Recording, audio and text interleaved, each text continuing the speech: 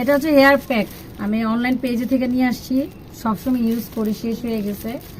এখন আবার হচ্ছে আরো 2টা অর্ডার করছি, মাথায় লাগাবো। মাথায় তেল দিয়েছি, এজন্য হচ্ছে যে প্যাক লাগানোর জন্য তেল দিয়েছি।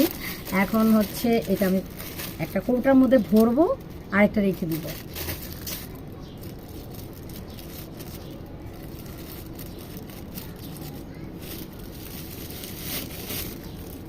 এটা কিভাবে ইউজ করতে হয় এখানে কিন্তু ইনস্ট্রাকশন দেয়া আছে, চাইলে তোমরা যদি ইউজ করো তোমরা পড়ে নিতে পারো।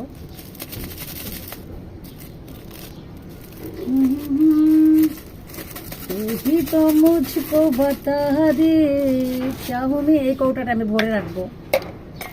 চাহুমি না আপনা হে দিল কো বাতা দে চাহুমি না। আমি কিন্তু গান জানি না, উল্টাপাল্টা হইতে পারে, উল্টাপাল্টা হবেই, হইতে পারে কি হবেই, আমি পারি না, জানি না। তারপরে শুনাইলাম, গাইতে ইচ্ছা করলো গাইলাম। দেখছো আমি ঘাম কিভাবে ঘামা ঘামা পড়তেছে,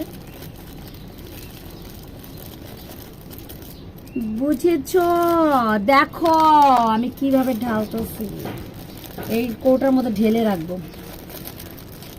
না না না না না না না না না না লা লা লা লা লা লা লা লা লা লা লা লা লা লা লা লা। এটা হচ্ছে যে আমি এক কৌটা এটার মধ্যে রাখবো, আর একটা হচ্ছে যে আমি রেখে দিব। আর আমি এখন চুলে লাগাবো, কি কি করব সেটা অবশ্যই আমি দেখাবো। টানটানা, দেখো এটার মধ্যে অনেক কিছু আছে, বুঝলা? এটা আমি ব্লেন্ড করে রেখে দিছি, বক্সে থাকবে। এটার সাথে টক দই দিব, প্যাক লাগাবো, বুঝলা বেবিরা? বুঝে পাইছো আমার কথা? এতটুকু আমার চুলে লাগবে, এগুলো থাক।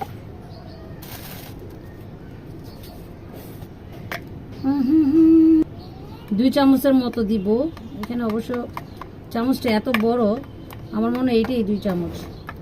1 চামচ দিলেও আমার কাছে 2 চামচে মনে হয়,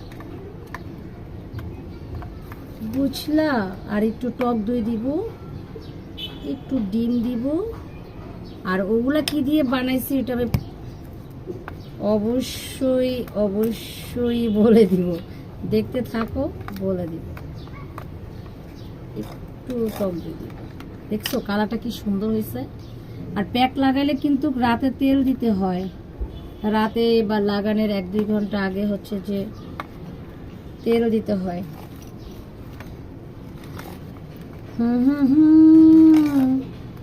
লা লা লা লা লা লা লা লা লা লা লা লা লা।